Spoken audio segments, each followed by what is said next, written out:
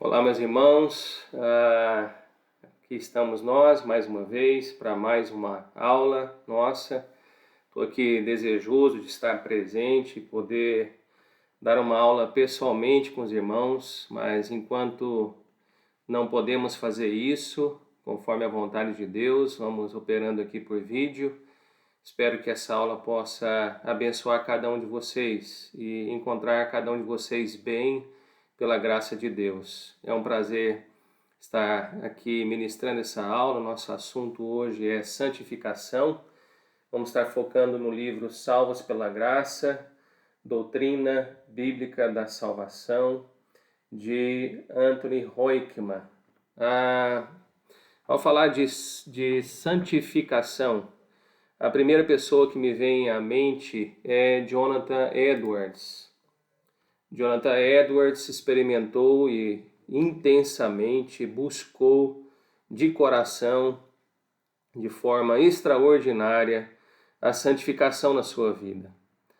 E foi uma pessoa privilegiada. Eu quero abrir um parêntese aqui de um acontecimento em sua vida que tem tudo a ver com santificação, que é o avivamento. Os grandes avivamentos têm como marca principal na vida daquelas pessoas que experimentaram o avivamento, a santificação. Em 1741, numa cidade de Enfield, Edward experimentou algo extraordinário. Ele foi convidado nessa cidade para presidir um culto de Santa Ceia.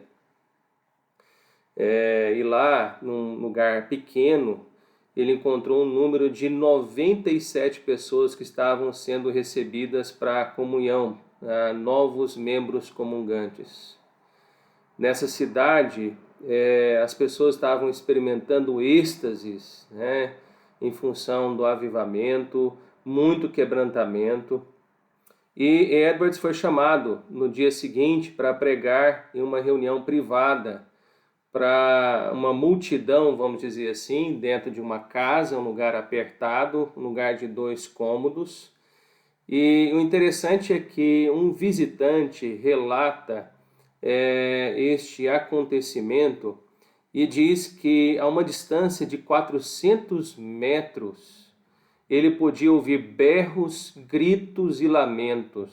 E esse visitante que relata esse acontecimento, ele diz que era como barulhos de mulheres em dores de parto. E as pessoas estavam ali naquela casa agonizadas, agonizando pelo estado de suas almas. Algumas pessoas, segundo testemunhas, desmaiaram, entraram em transe, outros foram tomados de chocalho no corpo. Edwards então orou com essas pessoas e muitos dali estavam consternados. E o relato final é que alguns foram levados a diferentes graus de paz e alegria, alguns ao enlevo, mas tudo exaltando ao Senhor Jesus Cristo. E todos ali foram exortados a se chegarem ao Redentor. Bom, esse é um relato, um parêntese que eu quero abrir aqui, porque nós vamos usar muito como exemplo o próprio Jonathan Edwards.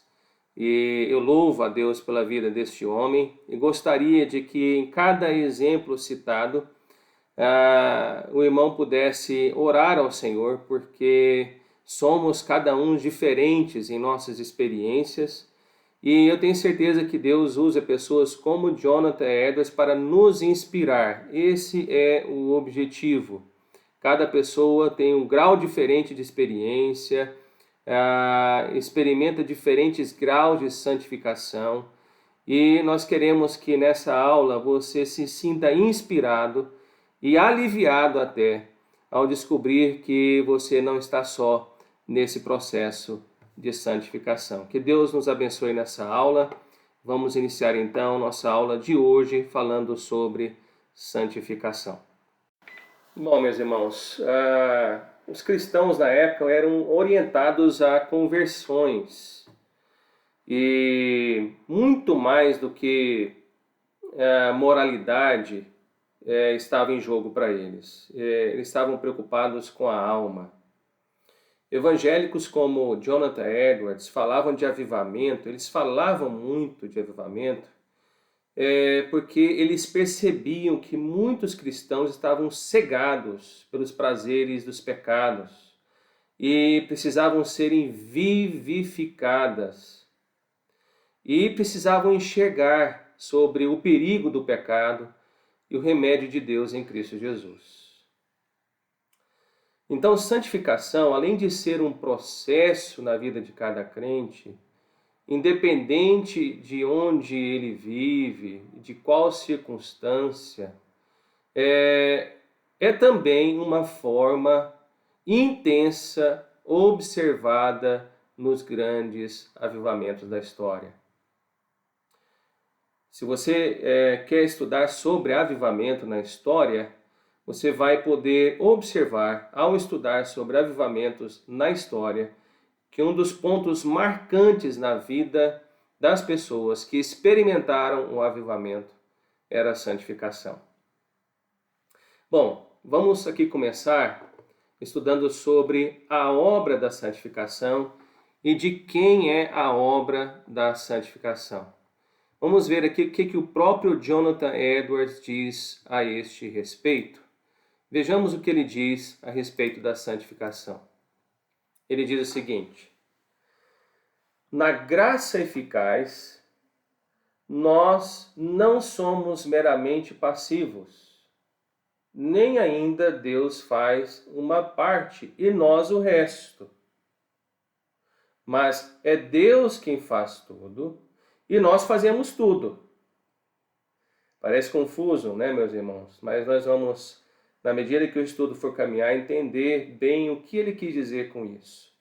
Deus produz tudo, nós agimos em tudo. Para isso, Deus é o único autor e fonte adequada. Nós somos somente os autores desta fonte. Nós somos, em diferentes aspectos, totalmente passivos e totalmente ativos.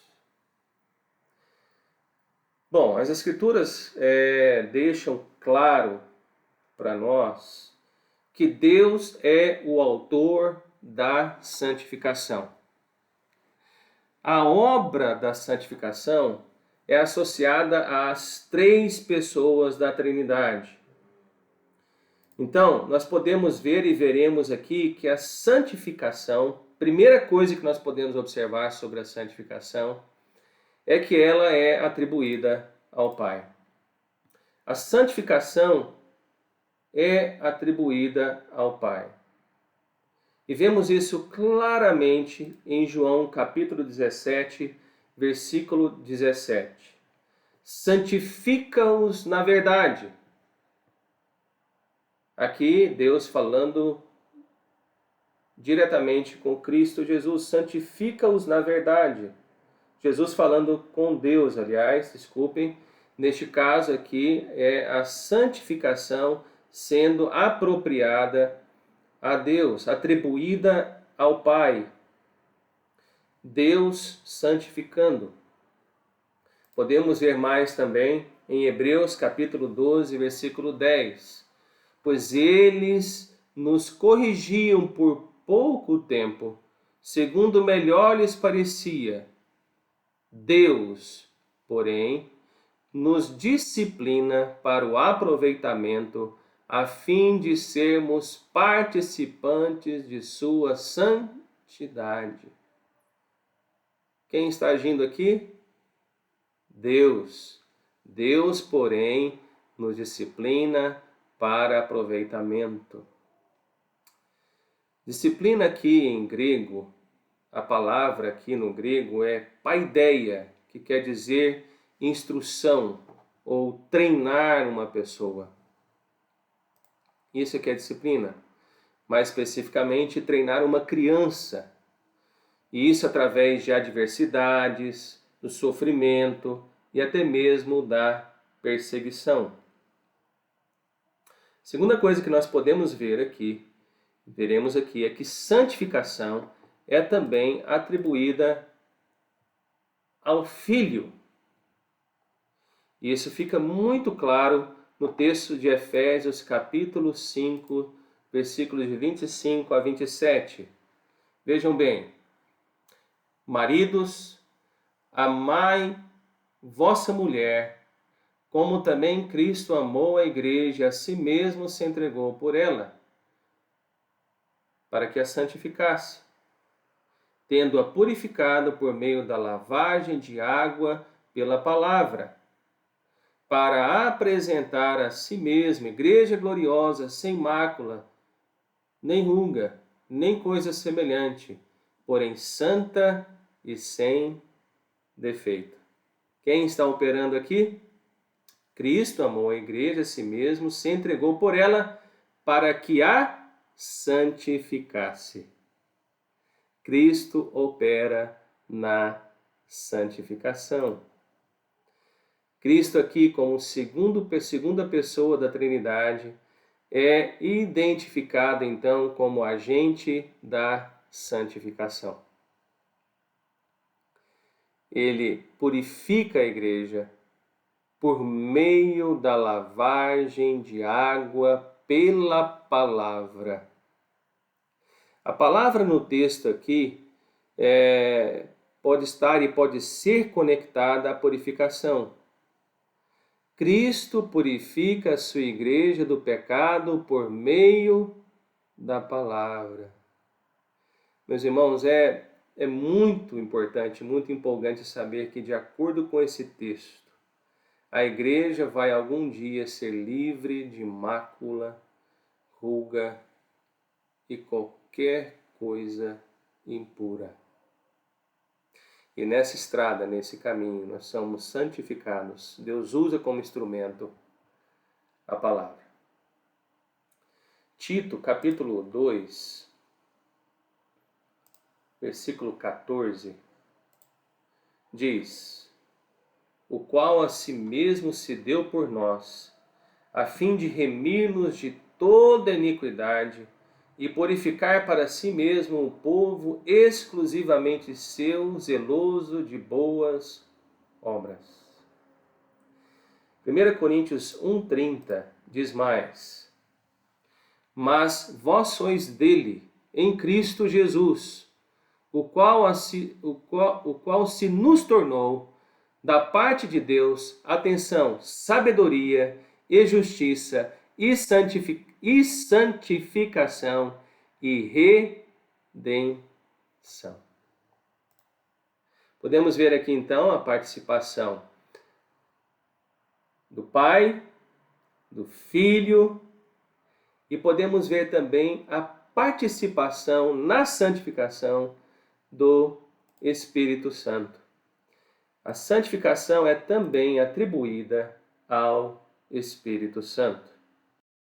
O que nós vamos usar agora para deixar isso claro e evidenciar isso é 1 Pedro capítulo 1, versículo 2, que diz: eleitos segundo a presciência de Deus Pai, em santificação do Espírito.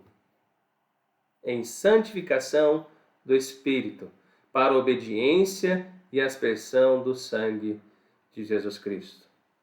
Romanos 15,16 também diz e evidencia isso para nós.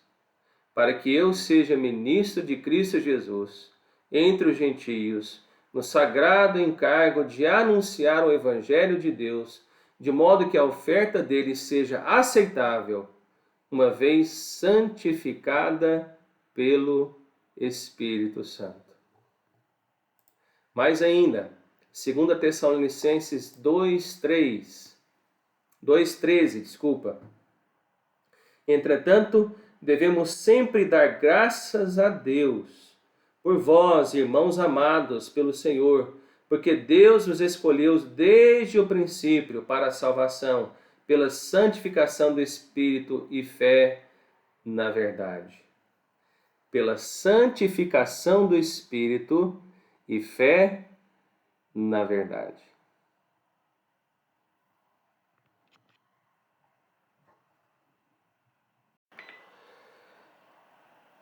Tito 3:5. Não por obras de justiça praticada por nós, mas segundo a sua misericórdia, ele nos salvou mediante o lavar regenerador e renovador do Espírito Santo. A gente precisa entender, meus queridos, que santificação não é algo que operamos por nós mesmos. Nós não estamos sozinhos na santificação. Não é o nosso esforço isolado. Não é a nossa própria força isolada. Santificação não é, em primeiro lugar, uma obra do homem, mas primeiramente, um dom divino. Mas santificação é também de nossa responsabilidade. Santificação também é de nossa responsabilidade. Nós participamos de forma que nós somos responsáveis. Vejamos Coríntios capítulo 7, versículo 1.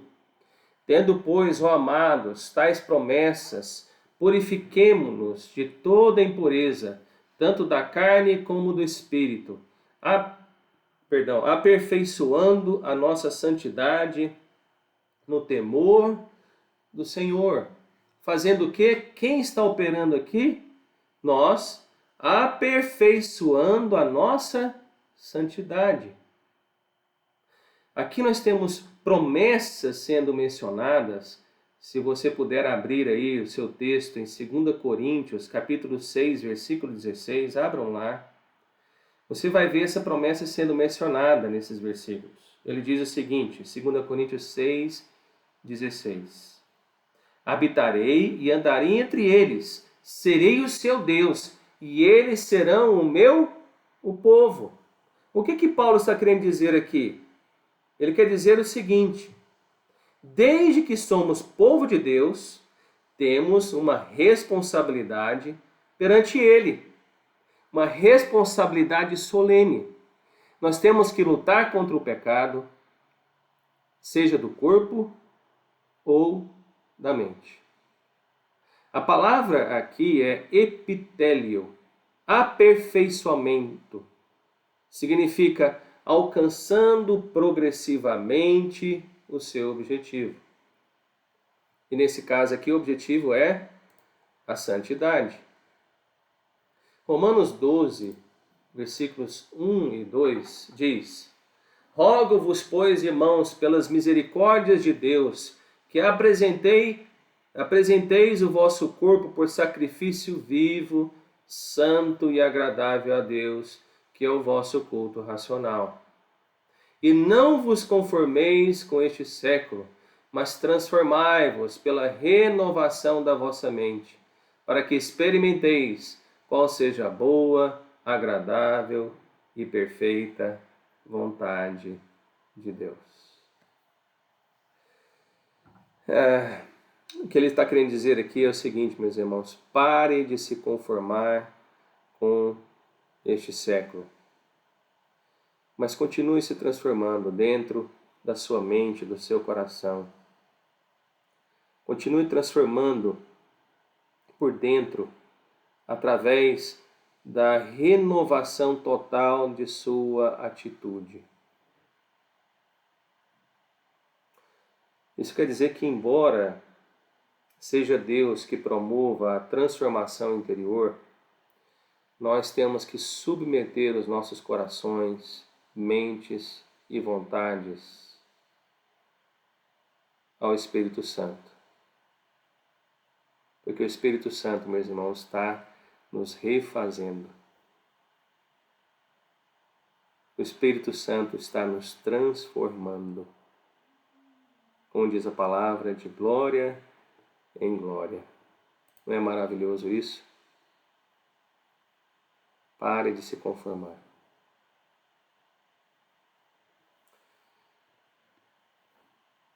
Edwards tinha isso muito claro. E existem registros de seus diários datados de 14 de janeiro de 1723, quando ele ainda era jovem. Edwards se comprometeu através de resoluções a buscar uma vida de santidade plena. E ele expressou essa determinação puritana de viver cada momento plenamente para Deus. Eu quero ler aqui algumas dessas resoluções. E na medida que você observar essas frases, eu quero que você reflita sobre você mesmo. Certamente, eu, por exemplo, me sinto constrangido ao ver isso, porque eu sei o tanto que eu preciso melhorar, o tanto que eu sou fraco, o tanto que eu preciso crescer. Creio que é para isso que Deus colocou na nossa frente, disponibilizou para nós, nos deu acesso para conhecermos pessoas como Jonathan Edwards. Certamente para nos constranger, mas principalmente para nos inspirar a sermos melhor. Podemos buscar em homens como ele motivos para nos inspirarmos. O grau de santificação de cada um de nós é diferente. Mas se a gente olha para pessoas como Jonathan Edwards, a gente vai se sentir inspirado a melhorar.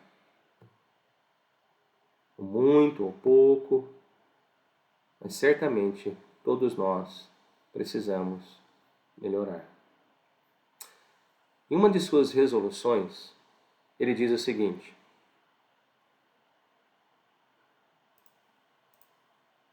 resolvi esforçar-me para obter para mim mesmo toda a felicidade no mundo vindouro que me for possível, com todo o poder, a força, o vigor, a veemência e até a violência que eu for capaz, ou que possa trazer a mim mesmo a tal esforço de qualquer maneira que possa ser imaginada. Outra resolução, não está aqui em tela, ele diz: resolvi nunca perder um único momento do meu tempo, mas melhorar o meu tempo da maneira mais eficaz que for possível. Outra resolução, ele diz: resolvi viver com toda a minha força enquanto eu viver. Edwards diz o seguinte: muitos homens restringem o pecado, desferindo-lhes pequenos golpes, mas não têm a coragem de matá-lo.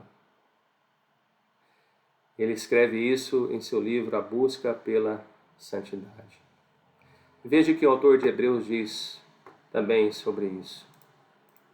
Buscai, segui a paz com todos e a santificação, sem a qual ninguém verá o Senhor. Santificação aqui é algo que nós devemos buscar continuamente. Tem que ser algo contínuo em nossas vidas, constante em nossas vidas. De acordo então com as Escrituras, santificação é primeiramente uma obra de Deus em nós. Não é um processo em que permanecemos passivos, mas é um processo no qual temos que ser continuamente ativos. Vejam aqui o que J.C. Ryle diz sobre a santificação também. Santificação é algo pela qual todo cristão é responsável. De quem é a falha em caso de não serem santos, senão dos próprios crentes?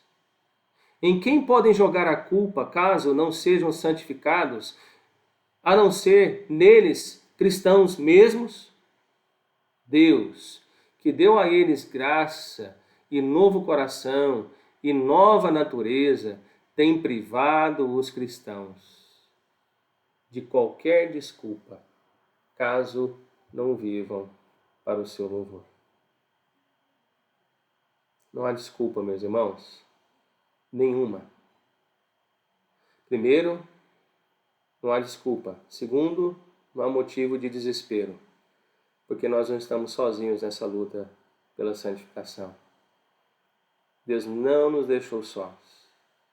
Nós estamos unidos em Cristo e temos em nós o Espírito Santo para lutarmos essa luta. Bom, estes dois aspectos da santificação são mencionados aqui no seguinte texto da Bíblia, em Filipenses capítulo 2, versículos de 12 a 13, que diz: Assim, pois, amados meus, como sempre obedecestes, não só na minha presença, porém muito mais agora na minha ausência, olha só a nossa participação, desenvolvei a vossa salvação com temor e tremor. Aí fala assim, nossa, difícil, né? Eu estou sozinho, mas aí o versículo seguinte diz, porque Deus é quem efetua em vós tanto querer quanto realizar. Segundo a sua boa vontade. Poderíamos entender o que Paulo quer dizer com desenvolver a vossa salvação com temor e tremor da seguinte maneira. Continue cultivando a salvação que Deus lhe deu. Aqui é como a figura de uma colheita. Os crentes devem continuamente buscar aplicar a salvação que receberam em todas as áreas da sua vida. E fazer o quê? Que isso se torne evidente em todas as atividades de sua vida. Em outras palavras, meus irmãos, o verso 12 deve ser entendido como a descrição da responsabilidade do crente no desenvolvimento da santificação. Para a gente não pensar aqui que depende totalmente de nós, Paulo resolve dizer o seguinte, porque Deus é quem efetua em nós tanto querer como realizar segundo a sua boa vontade. Existe um peso de responsabilidade, mas ao mesmo tempo Paulo aqui traz um certo alívio. Tudo bem, mas você não está sozinho. Deus efetua em nós tanto querer quanto realizar. Preste atenção nessa frase. Quanto mais trabalhamos, mais certeza podemos ter de que Deus está trabalhando em nós. Quanto mais trabalhamos, mais certeza podemos ter de que Deus está trabalhando em nós. Não é bom isso, meus irmãos? Vejamos mais um exemplo aqui de Jonathan Edwards. Nessa história aqui extraída de uma biografia de sua vida. E aqui é dito o seguinte, enquanto Edwards guerreava contra o orgulho em seu coração, ele buscava a Deus com todo o seu ser. Primeira coisa aqui nessa frase, desculpa interromper, observe aqui nessa primeira frase. Jonathan Edwards estava lutando contra um pecado no seu coração. Ele guerreava contra o quê? Contra o orgulho.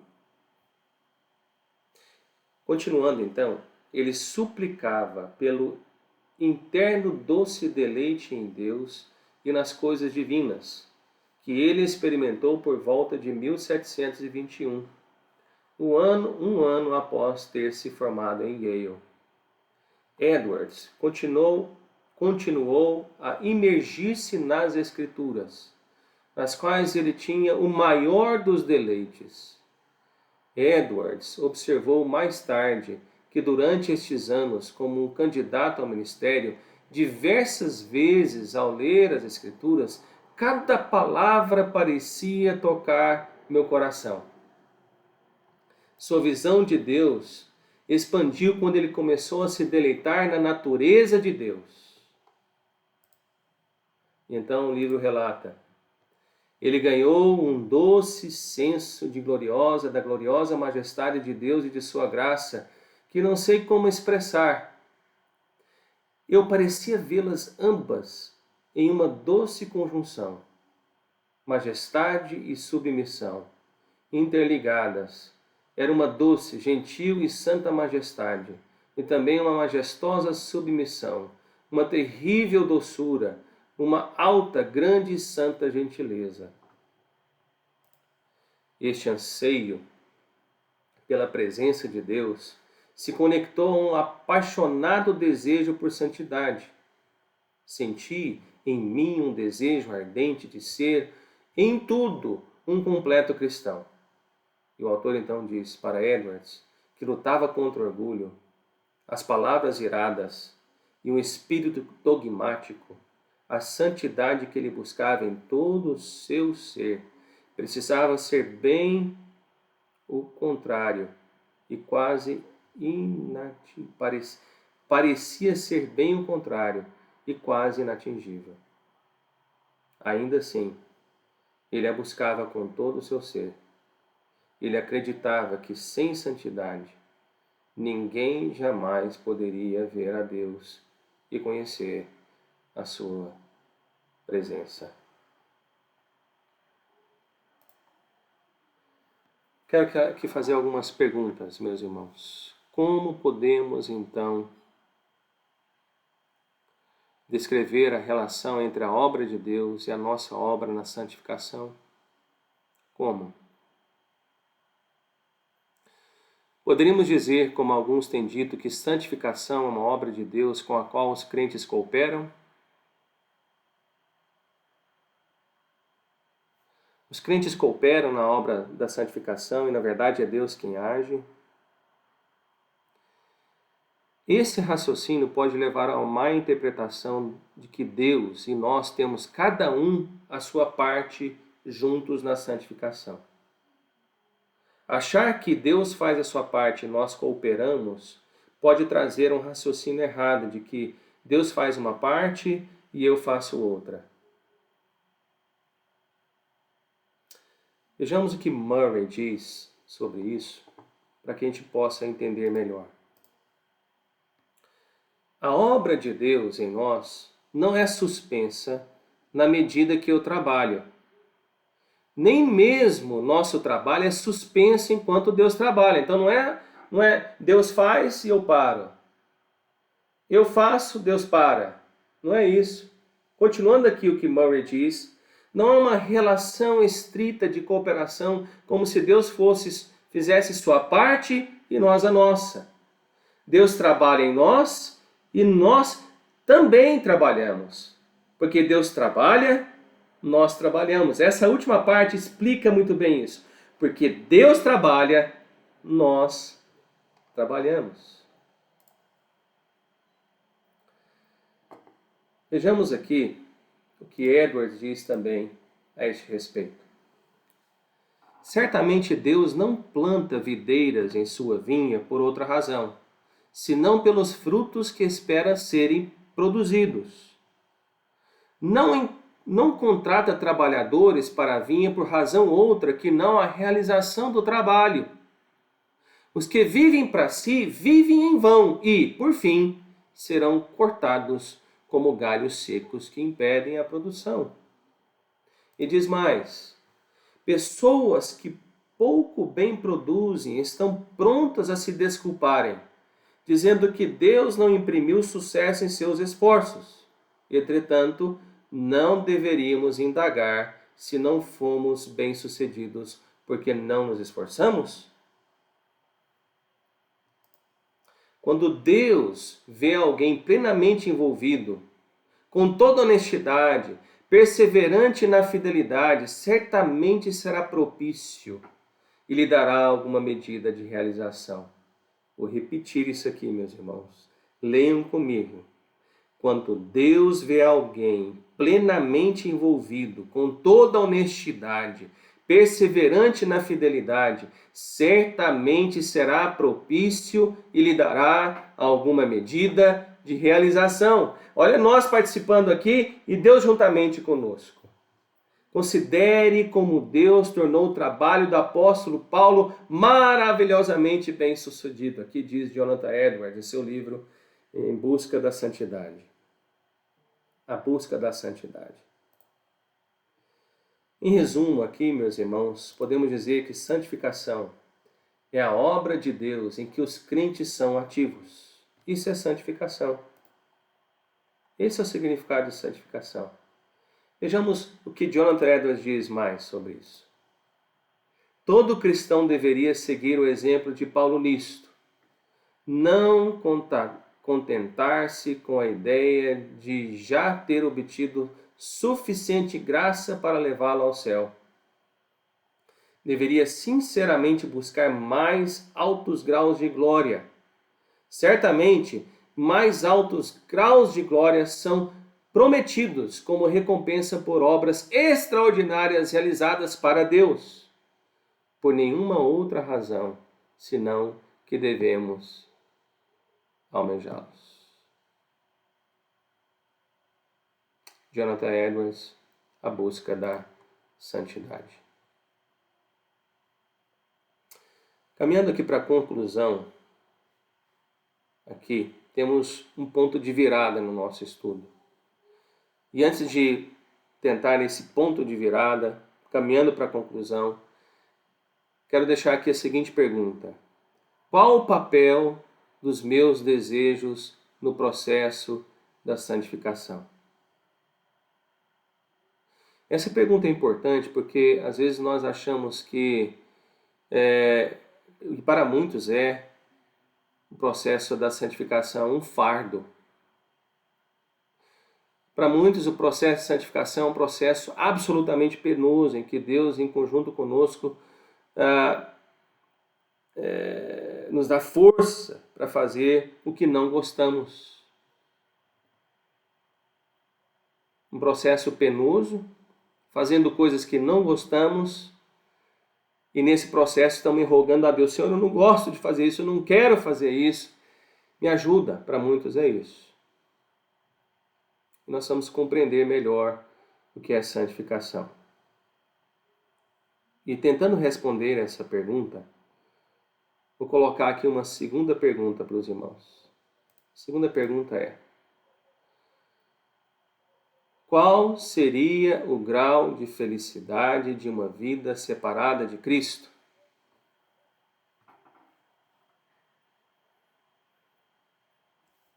Você deve estar pensando aí: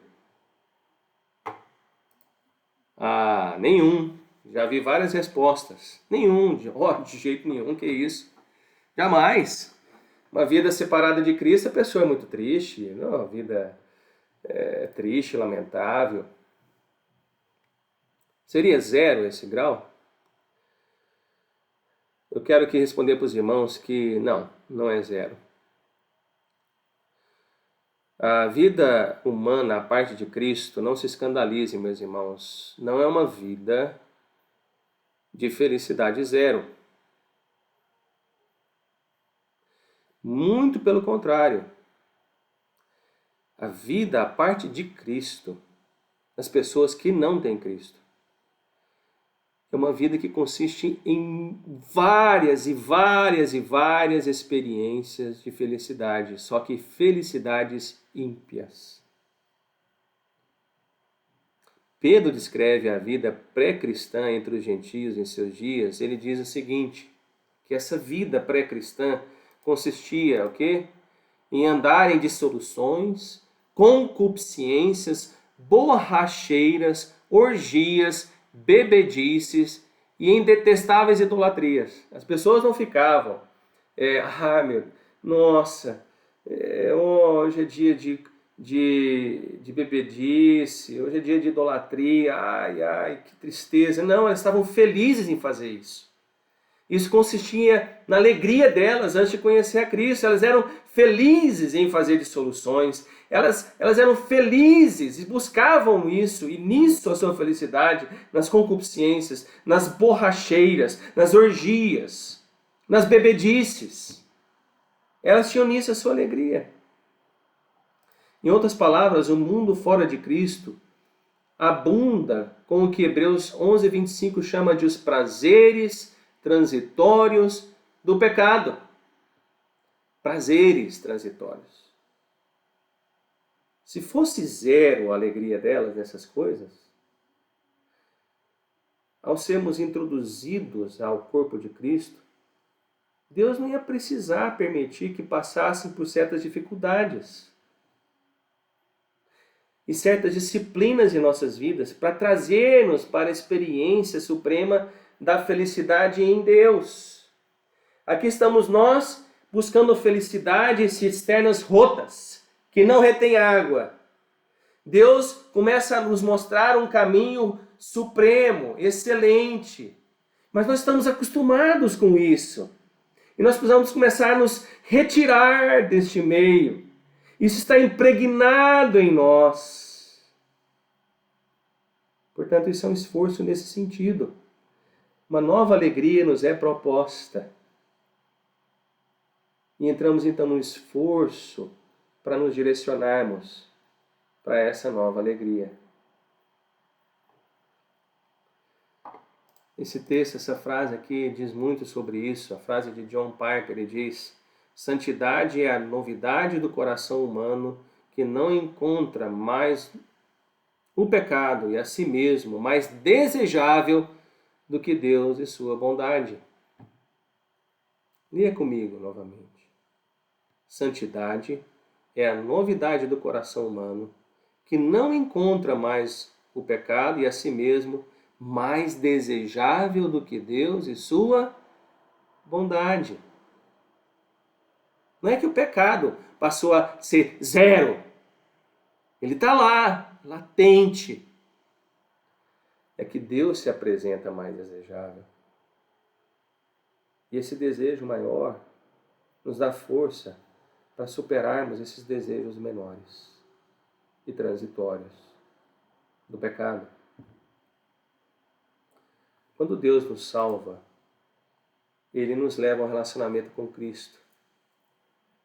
E o que Ele faz? Ele nos declara o quê? Justos. Ele nos justifica em união com quem? Com Cristo, que nós podemos ver, nós aprendemos, através da fé. Então, ele não está trabalhando com pessoas que tinham zero felicidades e precisavam receber uma nova felicidade. Ele está trabalhando com pessoas que tinham 1000 experiências de prazer e de felicidade, só que eram felicidades que não estavam enraizadas em Deus. Está entendendo, meus irmãos? Felicidades que não estavam enraizadas em Deus. São prazeres que não fluem da visão da glória de Deus. Eu, pessoalmente, nunca pensei nisso desse jeito antes. Eu confesso para os irmãos que eu acho isso incrível. E isso para mim é um alívio. Através da conversão, meus irmãos, Deus tem em sua família, em sua casa, crianças profundamente contaminadas. Todos nós estamos profundamente contaminados com o mundo, do qual Ele está nos salvando. Por quê? Porque ainda encontramos muito prazer fora de Deus e dos seus caminhos e de sua vontade. Nós ainda encontramos isso. E o que Deus faz então? Deus abre portas. Deus começa a abrir portas para novos prazeres. Olha só o que Efésios, capítulo 4, versículo 22 diz. No sentido de que quanto ao trato passado, vos despojeis do velho homem, que se corrompe segundo as concupiscências do engano. Em outras palavras, o processo de santificação, o processo de tornar-se santo, é o processo de deixar de ter desejos pecaminosos e em crescimento em gozo por desejos santos. Então, santificação é o quê? Eu vou deixando desejos pecaminosos,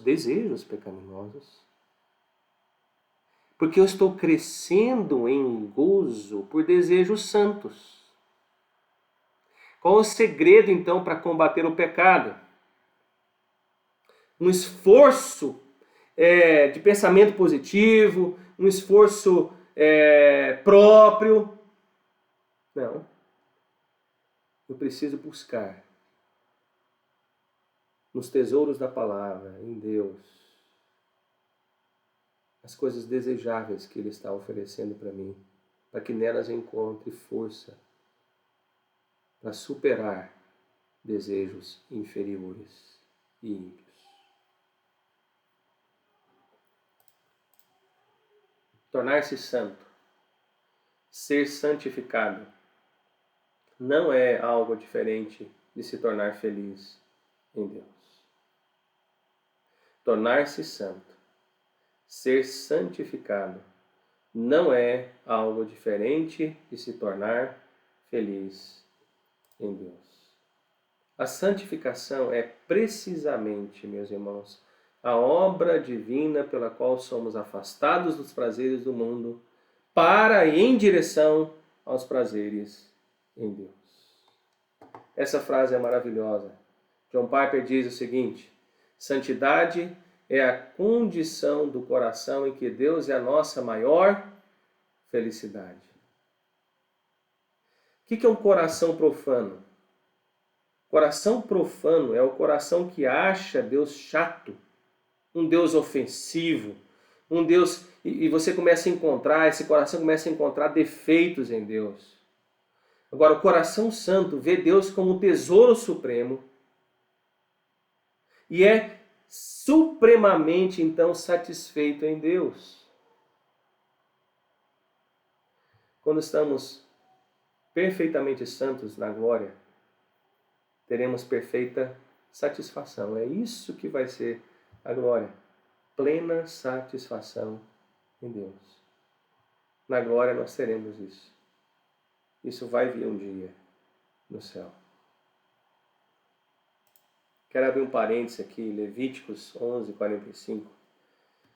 Levíticos 11:45. Abram lá. Levíticos diz o seguinte: eu sou o Senhor, que vos faço subir da terra do Egito, para que eu seja vosso Deus. Portanto, vós sereis santos, porque eu sou santo. O que Deus estava querendo mostrar aqui, meus irmãos? Que olha para Ele. Se você deseja a Deus, se a santidade do Senhor é desejável para você, e ela sendo desejável, a tendência sua é querer buscá-la, e a exigência dele é ser de santos, o que vai acontecer com você que deseja estar próximo de Deus?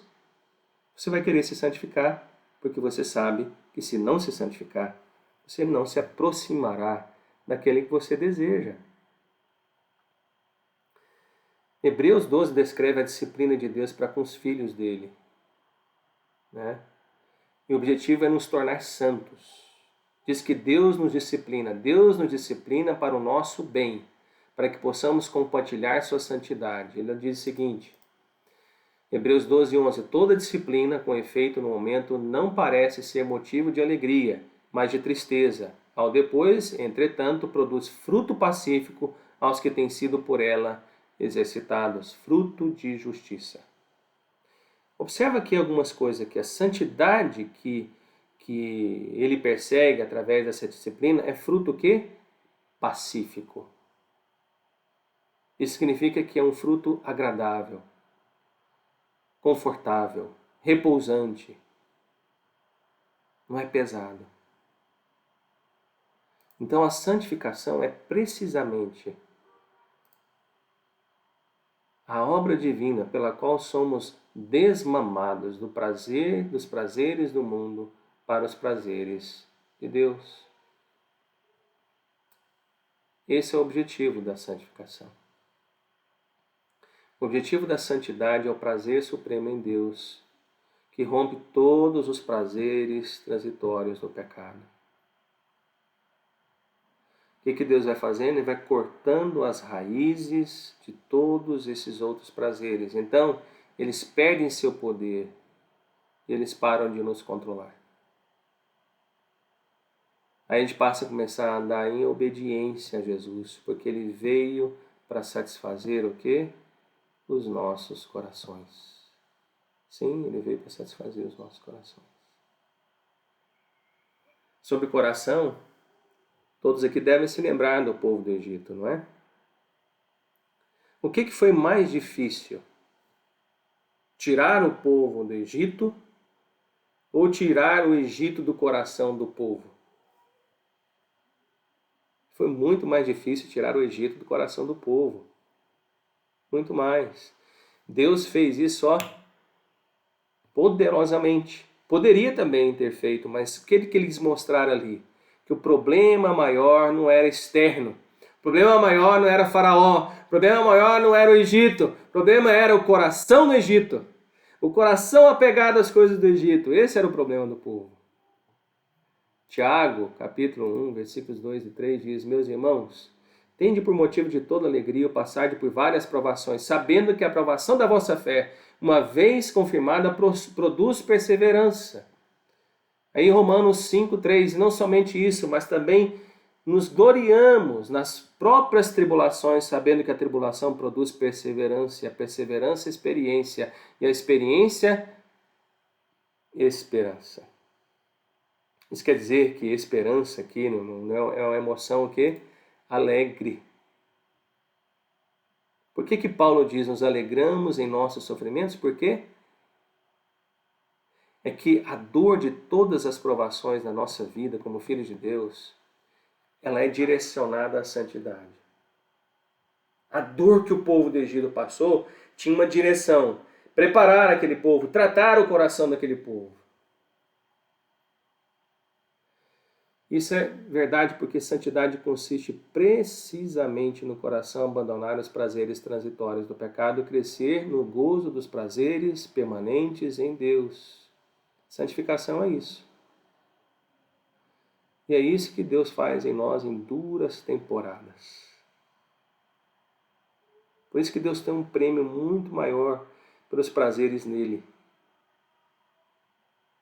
Porque as dores aqui são curtas, são temporadas, são estações escuras da nossa vida. E o prazer nele é um prazer eterno, o prazer nele é um prazer eterno. E nenhum outro prazer pode glorificar Deus para sempre. Nenhum outro prazer aqui na terra. George Marsden também se refere a Jonathan Edwards, quando ele lê os registros de Jonathan Edwards. Ele diz o seguinte: